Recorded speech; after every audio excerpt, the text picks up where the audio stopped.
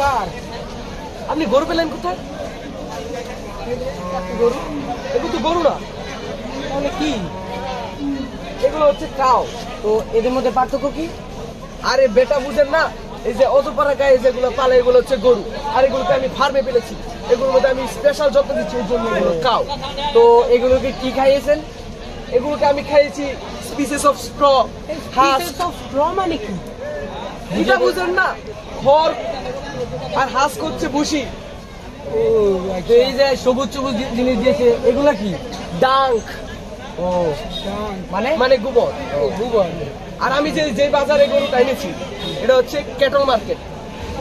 অনেকে একে বলে কাউস মার্কেট, কিন্তু এটা কাউস মার্কেট না। কারণ এই বাজারে মহিষ আছে, ছাগল আছে, ভেড়া আছে। তাহলে এই পুরোটাকে আমরা শুধু কাউস মার্কেট বলতে পারি না, সেজন্য এটাকে আমরা বলবো ক্যাটল মার্কেট। বুঝছেন? একটা দাম কত? কিসের দাম? প্রাইস জিজ্ঞেস করে। ও প্রাইস কত? $1398। কে ডলার তো? ভাই না ডলার আনছি না। তাহলে কিসের গরু কিনতে যাচ্ছে?